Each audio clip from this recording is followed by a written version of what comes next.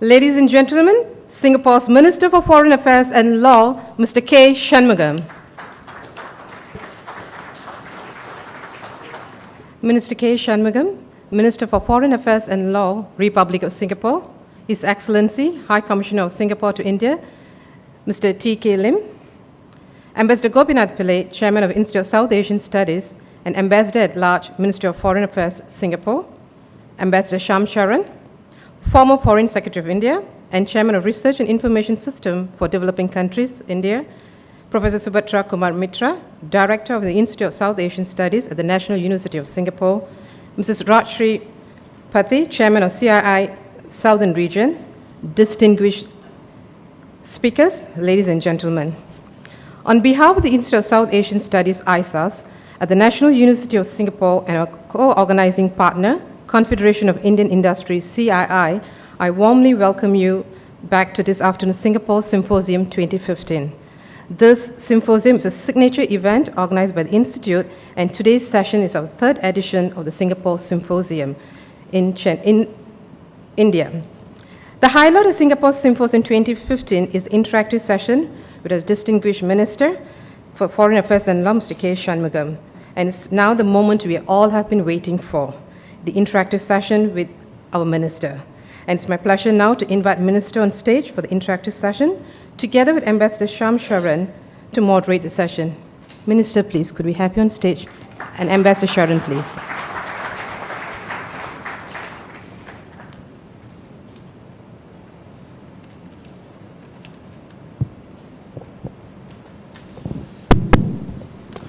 Let me first of all extend a very, very warm welcome to His Excellency, Mr. Shanmugam, the Foreign Minister of Foreign Affairs of Singapore.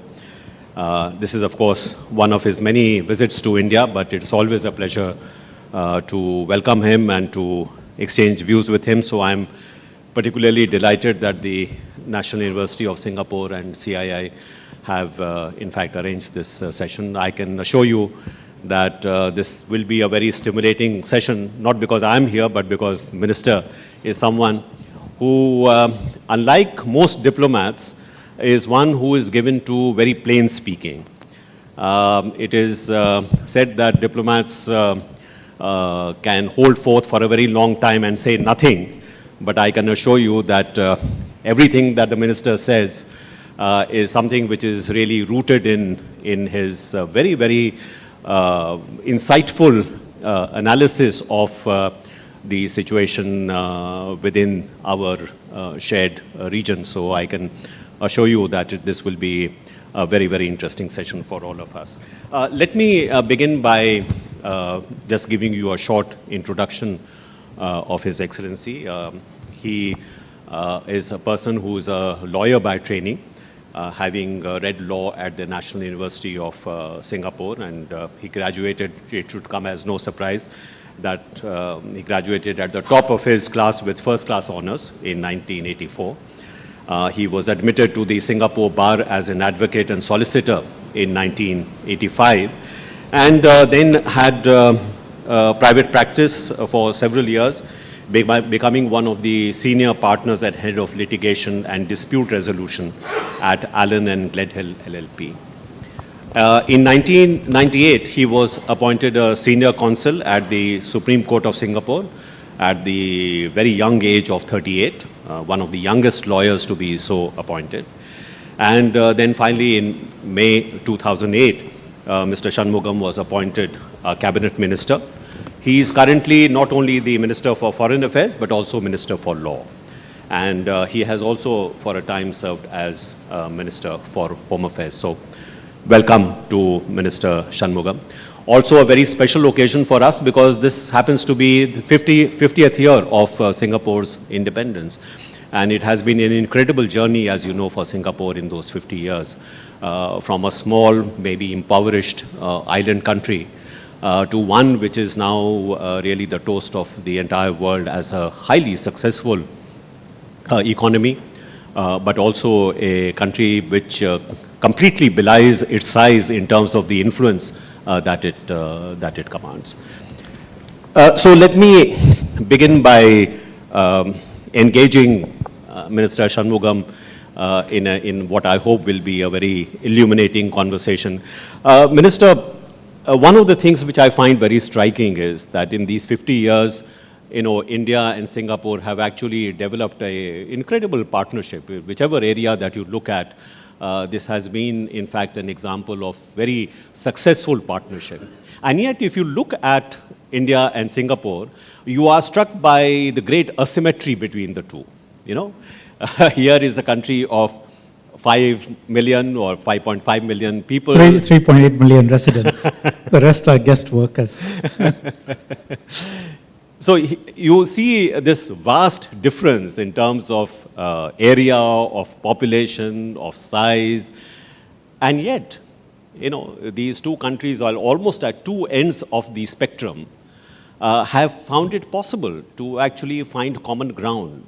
And not only find common ground, but have developed what has been one of the most successful partnerships in recent years. Certainly, since India opened up and with its look east policy in 1994, there is no doubt that Singapore has been one of the most important partners for India. And I would say that not only has Singapore become an absolutely indispensable partner for India, as it looks to developing its relations with the region, but also a country which is poised to become an even bigger partner for India as we go along with the new political dispensation in Delhi, with a new Prime Minister who seems to be very dynamic in terms of the reforms that he's trying to put across, the kind of vision that he has of India. This opens up again new prospects for our two countries to develop our relationship even further. And as you know, Mr. Minister, our current Prime Minister is one of the great admirers of Singapore, and he's been someone who looks at Singapore as in a sense, like a model for the vision that he has for a modern India. So what explains this partnership despite this asymmetry, Mr. Minister? Thank you. I think, Ambassador, you put it well. If you look at Singapore, 716 square kilometers after reclamation. So, 38 lakhs in terms of citizens and permanent residents, another 15 lakhs of guest workers. So you could subsume Singapore within any one of your major cities and it'll be lost. What accounts for the kind of relationship Singapore has with India,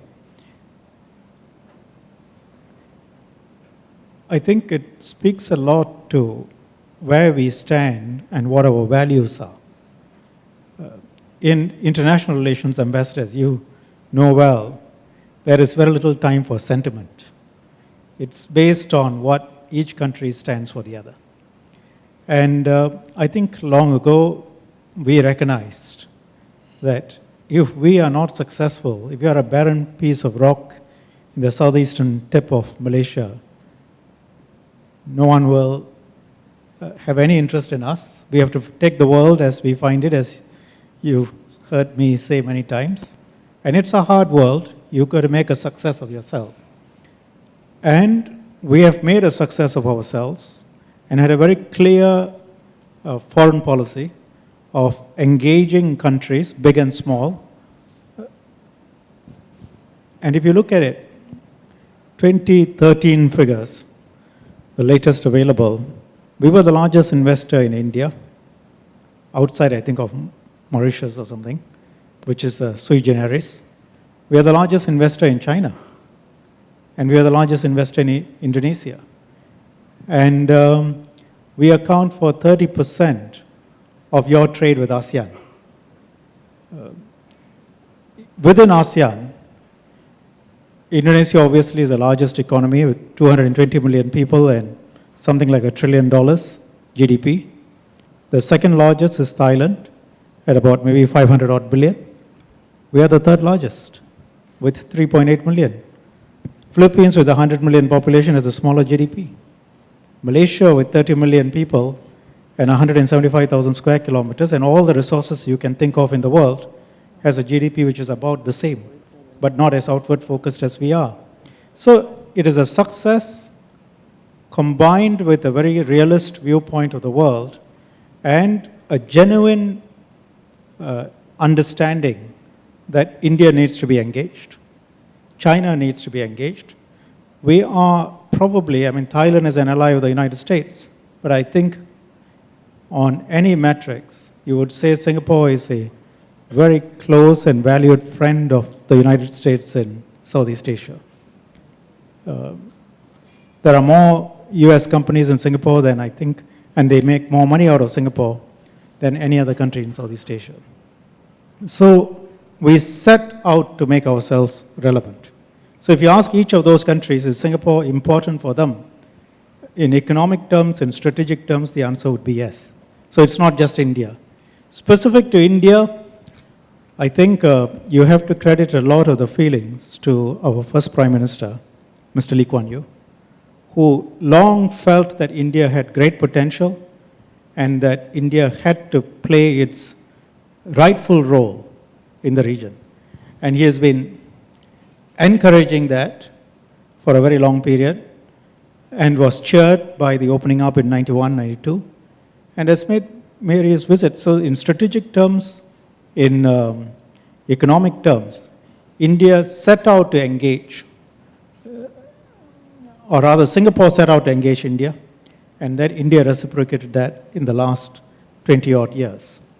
And I think the Indian establishment understood that Singapore was a friend, and that Singapore, small as it is, can be helpful. For example, you got into EAS primarily through interacting with us, and we were very helpful in getting you into the EAS. And we were responsible, played quite an important role in your free trade agreement with, that you are negotiating with ASEAN. In strategic terms, economic terms, India sees Singapore as valuable. I would put it in those terms. Thank you very much, Mr. Minister. You mentioned just now that Singapore, of course, played a very important role in terms of India's re-engagement with the East, particularly its relationship with ASEAN countries, East Asian countries.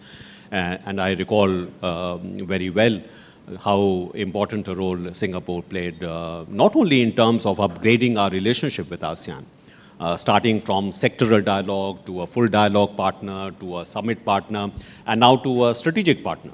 So we have, since 1992, actually we have, if you look at it in a somewhat longer perspective, we have not done too badly in terms of upgrading that relationship. Not at all. Yeah. And Singapore has played a very important role in that upgradation of the relationship. But I would also like to perhaps focus attention on what you mentioned about the role of Singapore in this region. As you know, most of the business leaders here will agree that Singapore has been very important for India as a platform for doing business, not only with Singapore, but with the rest of the region. It is perhaps one of the most convenient and most efficient places from where to do business with the rest of the region. We also have a comprehensive economic partnership agreement with Singapore, which was concluded, if I'm not mistaken, in 2005. This was one of the first really comprehensive economic partnerships that we had with the country in the region. I understand that there are about 6,000 Indian businesses which have found a home in Singapore. And the cross investment is quite large. I think Singapore's investment in India today is over $37 or $38 billion. Indian businesses have invested a like amount in Singapore as well. And by the way, I'm told that the latest figures show that Singapore is a larger investor than Mauritius. So that's good to know. So given this kind of density of relationship that we have developed over the last few years, let me ask you about something which is worrying Indians at the moment. One is that we see a new kind of economic architecture emerging in this region. You may have heard that we may be really on the eve of a breakthrough on the TPP, the Trans-Pacific Partnership, of which Singapore, of course, is a very important member. If the TPP becomes a reality, as you know, this is no longer about tariffs, it is about labor standards, environment standards, intellectual property standards, a whole new, what is called a gold standard trade agreement. But at the same time, we are also negotiating the RCEP, in which India is involved. There is also APEC, and China is very interested in promoting some kind of an Asia-Pacific free trade area. So there are a number of somewhat concentric circles of trade arrangements which are emerging. We do not see how this is now going to impact, for example, on our comprehensive economic partnership agreement with Singapore. What is going to happen in terms of the kind of linkages that we have built up? Because I cannot see India actually being able to accept those kind of standards for some time. Why we may be moving towards it, but certainly we will not be able to get to that point in a short period of time. So this is causing some anxiety here as to what is going to happen in terms of our economic engagement with this emerging economic architecture. And as a country which has been very friendly to India, which has actually been one of the champions of India's re-engagement with the region, what would be your advice? Well, Ambassador, I'll put it this way. I think it comes back to a favorite theme of mine, which is to first look at the history and the context, and then try and understand what's happening, which then gives a clear signal as to what's going to happen. I can't predict what's going to happen because it depends on what India as well as the other players do. So, but you can predict the consequences depending on which course you take. First, I start with history. I've made this point in Delhi, I've made this point in Coimbatore a couple of days ago. If you look at the history, India has a tremendous history with Southeast Asia. I usually illustrate the point by reference to the kings of the Khmer Empire, the kings who built Angkor Wat. You look at their names, Jayavarman, Adityavarman, Udayadityavarman, and so on, Suryavarman. If you look at the royal capital of Thailand, Ayodhya, look at the name of Singapore. Look at Kedah in Tamil Kedaram. So the history and the connection is very deep. But history and connection is not destiny necessarily. And in the last century, now even more rapidly in the last 10, 15 years, every day a new history is being written. And quite frankly, India is not part of that history. What do I mean? If you look at it, you have 600 million people in ASEAN. Its economy is $2.4 trillion. Within 5 years, it will be $4 trillion. I don't think you see that kind of growth in most places in the world. It's a dynamic region full of resources, and it's at that kind of stage where actually Indian enterprise will have a significant advantage because this is a cost, it is a market that's cost conscious, at the same time becoming middle class, at the same time needing the kind of goods that you have produced for the Indian market. But you're not going to be the only player. China is a much bigger player today. Japan will be a player. So will the European Union. But you can be in there. Now, if you look at the initiatives that each one is coming up with, it doesn't necessarily mean money, but Japan is putting $110 billion on the table to compete with China on infrastructure in Southeast Asia, in ASEAN. Now, nobody is expecting India to do that, but there are other things you can do. China has come out with the Maritime Silk Route Initiative, as well as the Asian Infrastructure Bank, where it is putting up $50 billion in capital. It's putting up $40 billion for the Maritime Silk Route. Its companies are spread out all across Southeast Asia. It's crisscrossing north from Kunming down to Singapore. The plans are to build railways, north to south, east to west, integrating the entire region into the economy of China. If you're a Chinese planner and you are long-range thinking, you will do that because of the population, because of the resources, because of integrating the economy. I mean, a $4 trillion economy. So Japan is competing, China is competing.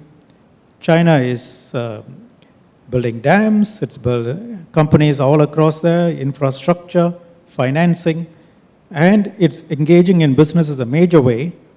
It's got a free trade agreement which is effective, and it is upgrading that free trade agreement by taking the approach that Chinese economy is so huge that they can afford to be generous.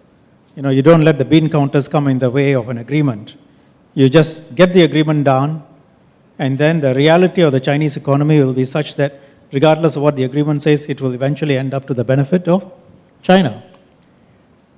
Now, where is India in this picture? I remember coming in 2005 with the then, senior minister, Lee Kuan Yew. He was saying, I remember in Delhi, to CII, said, the Japanese need an alternative to investing in China. You in India is that alternative. Open up. Let the Japanese come. Billions of dollars will come. Hundreds of thousands of jobs will be created. Your Indian industry will become good. We are still saying the same thing today.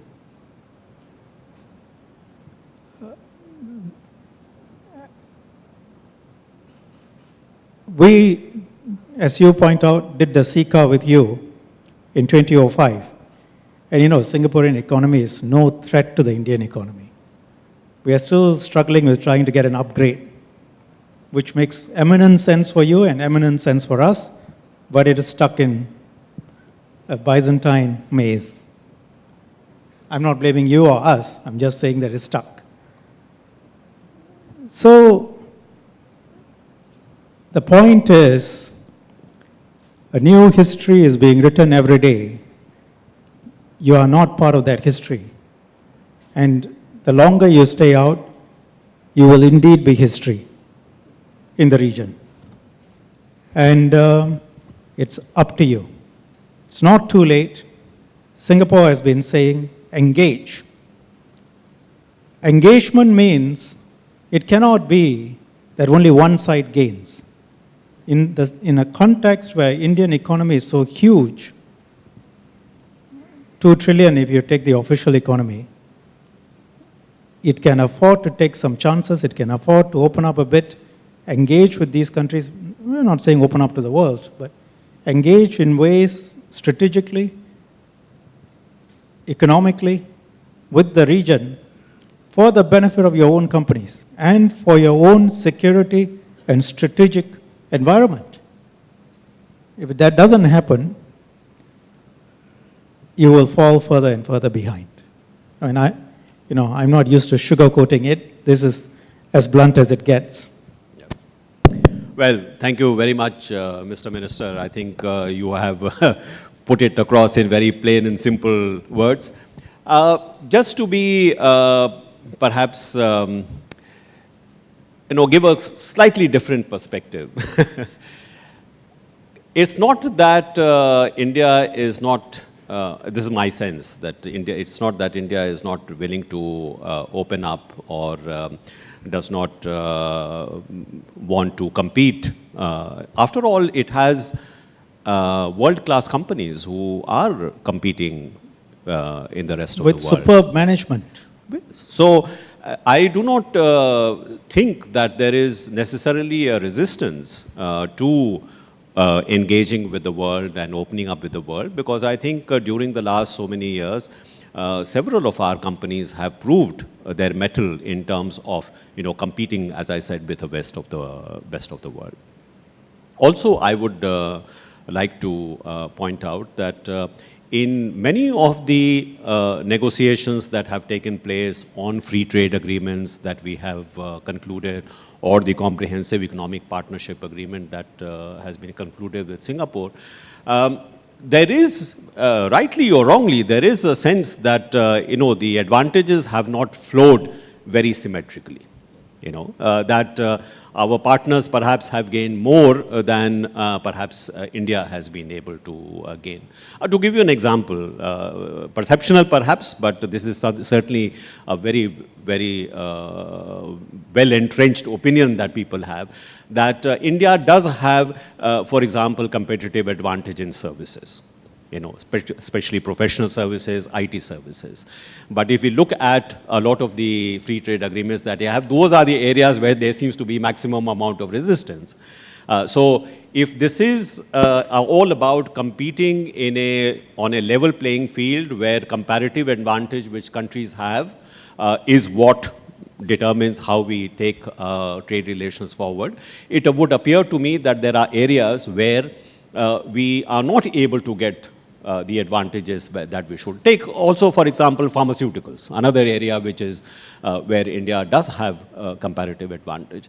So one of the issues is how do we try and overcome some of these kind of a sense that we are not quite competing on a level field. That is one point, but I would add an additional point.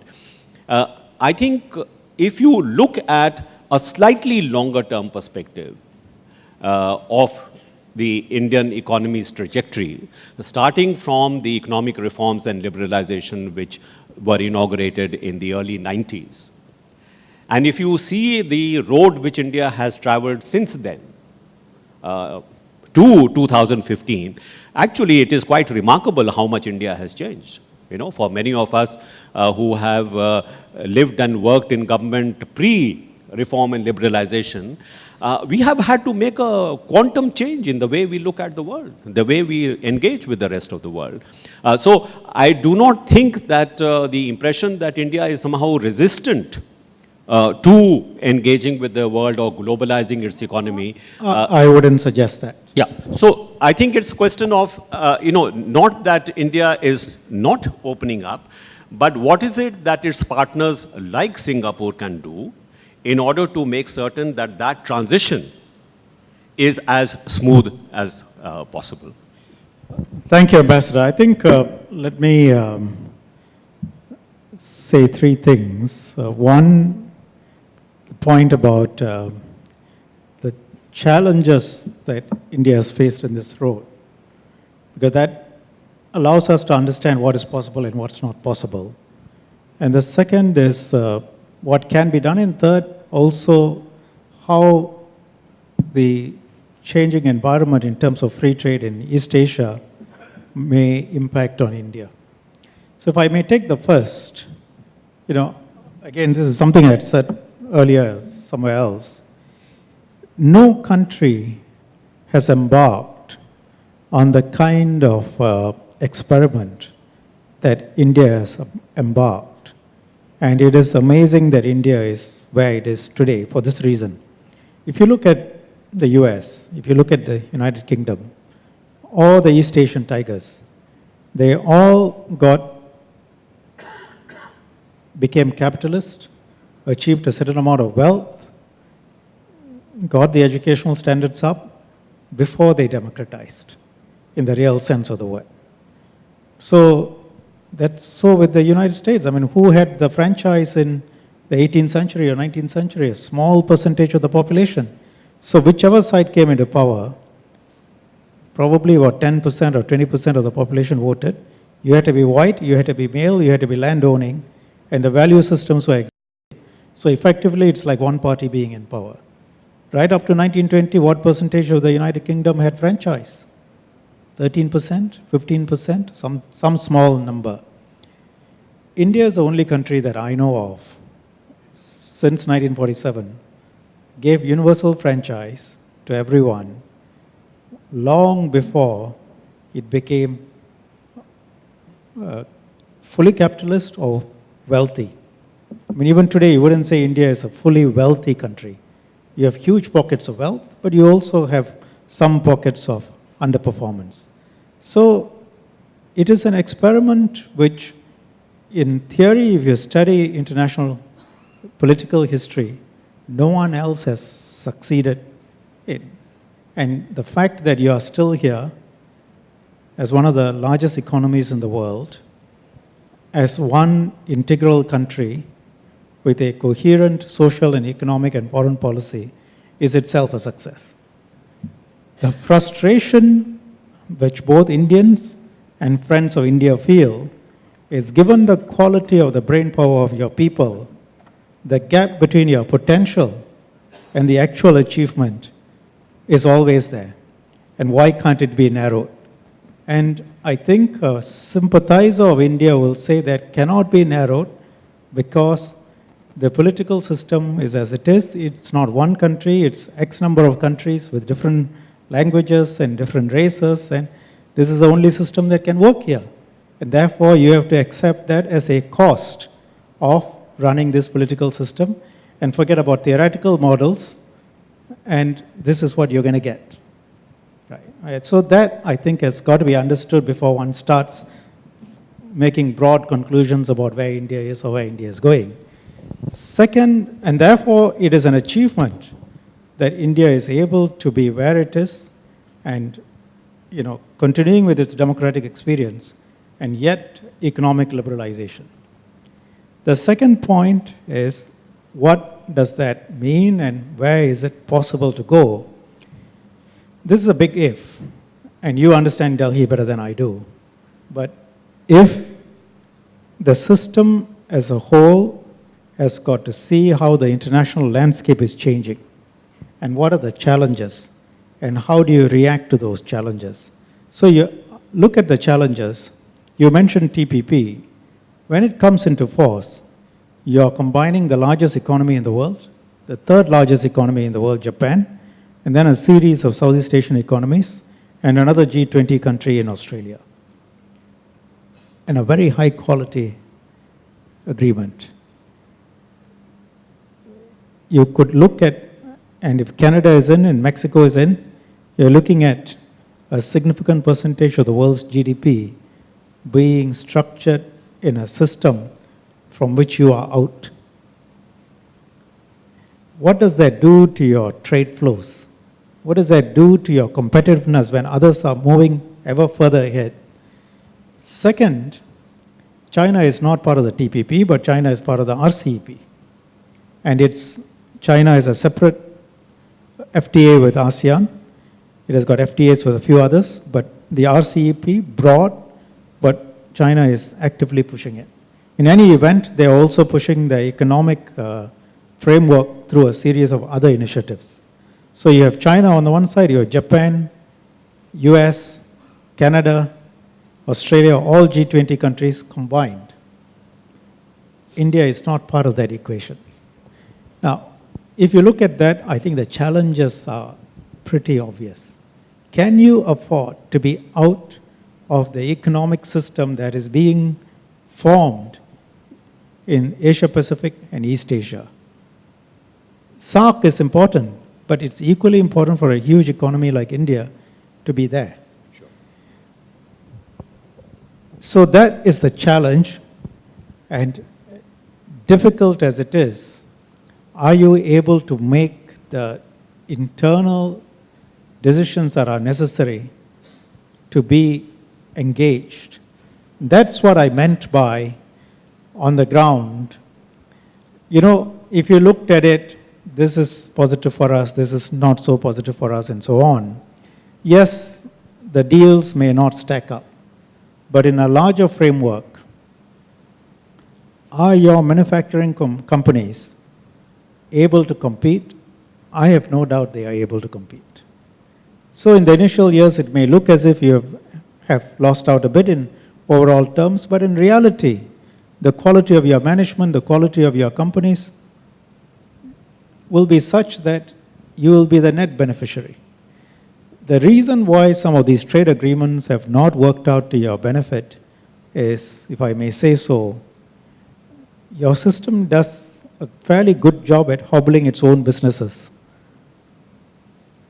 And because of that, then they find it sometimes difficult to compete. But if you removed some of those blocks internally for your own companies, you would have no problem competing in Southeast Asia. Well, thank you very much. I think that's a note of confidence that should be welcome to all of us here. I entirely agree with you. That's why I started my comment by saying that one of the great worries for India is that it is not part of some of these emerging trade and investment architectures, and it should be. The problem with TPP is that we were never asked to join the TPP. I myself felt that, when... you can ask to join. It's a little bit like China. China says that nobody has asked them, and in the United States says that nobody is stopping them. I think China has a great advantage because China has about, if I'm not mistaken, about 13 to 14% of the global trade. And therefore, perhaps it has a much No, greater... they're not going to join anytime soon. But in the TPP, I find that you have countries like Malaysia and Vietnam, and therefore, while those standards are very high standards are there, for those who are still at the developing stage, I imagine that there is a longer period of adjustment which is accepted. And perhaps I think that is the sort of thing which may be necessary for India as well, that it should be in terms of aspiring to those standards, but perhaps a somewhat longer trajectory through which those are achieved. And in that context, I wanted to ask you, there is a great deal of comment at the moment in government circles about joining the APEC. And in fact, former Prime Minister of Australia, Kevin Rudd, is leading a study, a task force, to try and see whether or not this could be accomplished in the next several months. And I'm mentioning this because I'm part of that task force, so we are trying to see whether or not this could be accomplished, because the advantage with APEC is that the standards there are aspirational. These are not negotiated benchmarks, and that might be a good transition point for India in terms of re-engaging with the other arrangements. What is your view? I would say that's one path. Ultimately, Ambassador, for India to succeed in any of these fora, its internal economy has got to be vigorous. Absent that, it's difficult to play a strategic or economic role outside. Now, the fact that it's a $2 trillion economy growing strongly at 7% gives it a lot of heft. But you and I know there are still a number of roadblocks, which this government has recognized. The previous government recognized, this government recognizes, and they are actively trying to unblock them. Basically, as I said earlier, I think the system has hobbled the businesses in some ways. You remove that, I think you're talking not about a normal takeoff, you're talking about a vertical liftoff. Now, if you do that, then for an economy the size of India's, you would be able to engage in agreements pretty much on your own terms. That means you will be able to go and say to countries, this is how I'm going to structure it. And you will take a mix of political and economic factors. You may not go straight into TPP because that's a completely different animal. You may do APEC, you may do an ASEAN-India FTA that you feel has a balance of benefits. But at the same time, it will give you the confidence also to say, okay, I give up on these things. It doesn't really matter because overall, my economy is much bigger than yours. It will be much bigger than yours, and eventually I will benefit. So that confidence will be there. But the internal system has got to be right first. I think there is no argument about that at all. And it is for India to get its act together. Nobody else can do that for India. So that's a message well taken, Mr. Minister. Let me now turn to something else. And that is what you mentioned briefly, also drew attention to.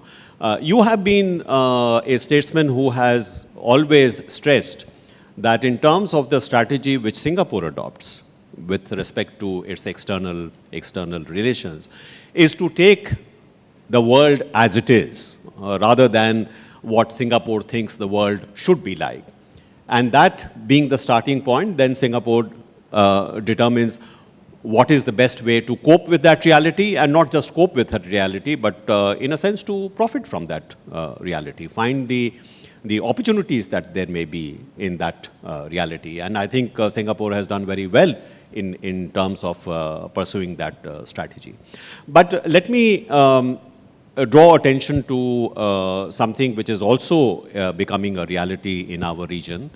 There is no doubt that East Asia, Southeast Asia, this remains one of the economically most dynamic parts of the world.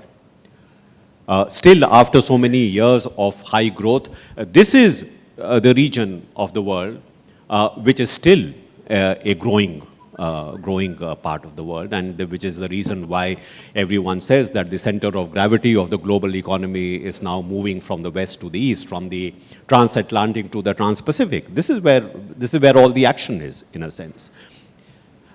However, there is no doubt in my mind that this long period of prosperity has also been underpinned by a fairly stable security situation in the region. Now, this particular stable security situation in the region is undergoing a change. I am not necessarily suggesting that it is going to end up in confrontation or conflict, but there is no doubt that there are very, very big changes taking place in our region. It's not only the emergence of China, but this is a region which is populated by several major powers. Japan is, in a sense, reasserting itself. You have South Korea, which is becoming a major player in the region. Even the Southeast Asian countries. If you look at I was looking at the military expenditures over the last 10 years or so, actually, there has been quite a significant increase. I'm not saying it's an arms race, but quite a significant increase in the build-up of military capabilities, particularly naval capabilities of Southeast Asian countries, including Singapore itself. So what we are seeing in this region is that the security situation is getting transformed. You have the United States, which has been a major player, which is, I wouldn't say that it is in decline, but it is certainly finds itself in a more competitive environment in this region. And there are, I would say, points of possible conflict and confrontation, which in turn... You're being very delicate. Sorry? You're being very delicate. Okay, I think I will leave it to you to make it more direct. But I think what is perhaps something to think about is that if this security situation deteriorates, then the economic dynamism, the prosperity that we are so proud about, this is inevitably going to be impacted by that confrontation. And this is something which perhaps Singapore will perhaps be impacted much more than perhaps other countries. Of course, everyone will be affected. But you have successfully navigated these shoals over the last many decades. What are your thoughts on this developing situation, Mr. Minister? We will certainly be very badly impacted because our internal GDP is about 300 billion US dollars, 305 or so. Our external trade is 4 times our internal GDP. We are the 14th largest trader in the world. The South China Sea, which you alluded to but didn't mention, is effectively one of our 2 arteries to the world. The other is Straits of Malacca through the Indian Ocean. where there are no increasing tensions yet. But South China Sea, if anything happens there, it's like having one of your two major arteries cut. So it's existential for us, as it is for many other states in the region. I think one answers this question by looking at what is happening. You have a resident power, the United States, which has been holding the peace. The Seventh Fleet, major military presence, has kept peace in the region, which has allowed all countries to prosper, including China, within what you would call the Pax Americana. You now have a power, China, which is rising very strongly and which does not accept many of the rules that had been established post-Bretton Woods, or even in the last 200 years, the developments of international law, because the Chinese feel that many of these rules were not made by them, were made by somebody else, and is imposed on them. The challenge that faces all of us, and I say all of us because all of us, including you, will be impacted by this, is how do you accommodate the rise of China? And by the way, I don't believe in the decline of the United States. I think if you say, as you put it, the United States is in a more competitive environment, or in relative terms, the United States' power is a little bit less because others are more powerful.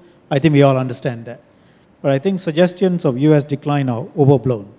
But how does the United States, which is still the preeminent military power in the world and the economic power, deal with the rise of a true competitor? Because Soviet Union was not a true competitor. It was a military competitor, but not an economic competitor. Japan was not a true competitor because economically it was competing, but not militarily. It could never have, with 1/3 the US population.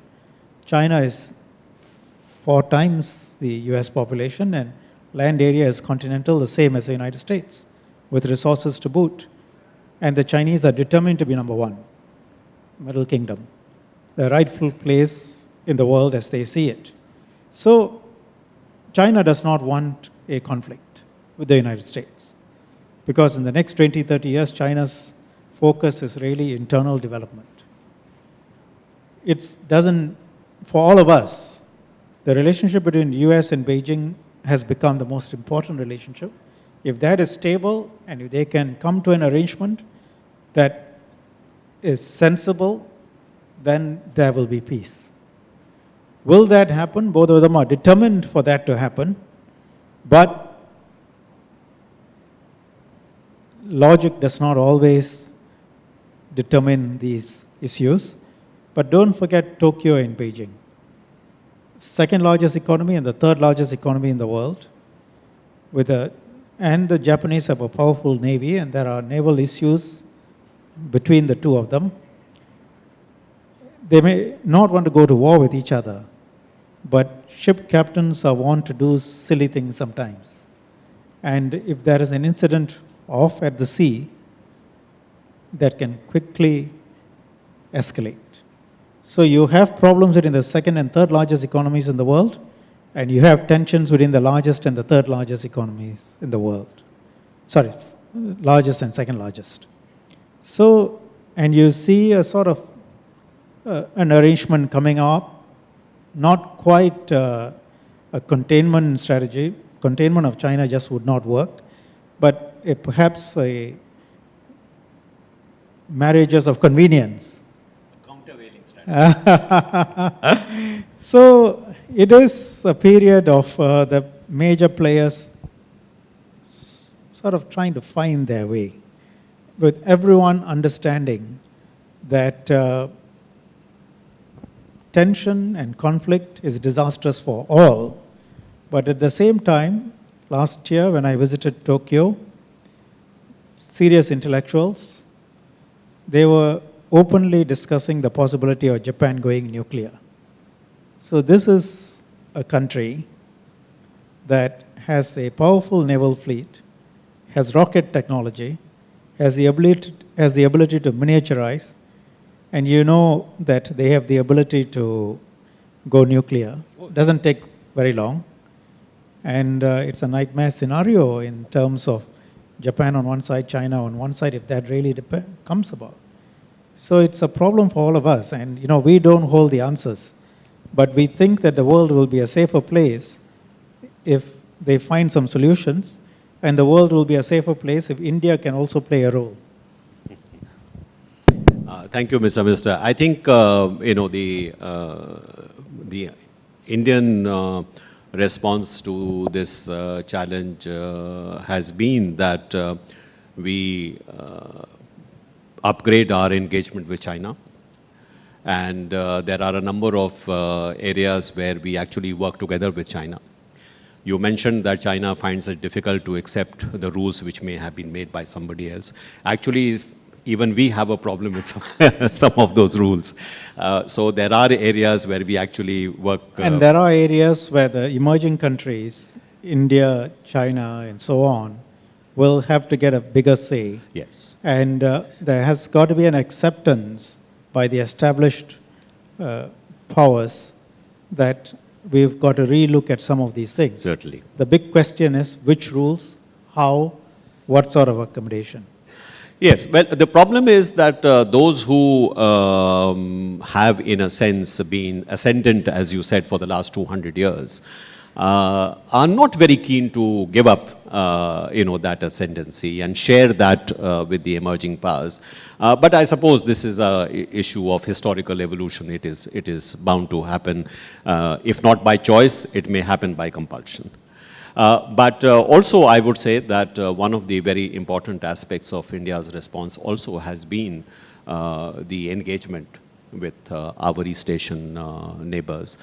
So I interjected and mentioned countervailing because we do believe that a stronger network of security relationships with countries in the region, including Japan, the US itself, Australia, and also with ASEAN countries, including Singapore. This is something which can perhaps provide some of the balance that is required in dealing with the emerging situation. I think, Mr. Minister, we have had a very productive conversation, most productive from your side. So please give the Minister a big hand. The Minister has very kindly agreed that he would be ready to answer some of your queries if you have any with regard to whether it's the economic situation or whether it's the political situation. I would request you to please make your question short. Please identify yourself so that the Minister knows who's asking the question. And if you have a comment, please make that even more brief. Please. Yes, please.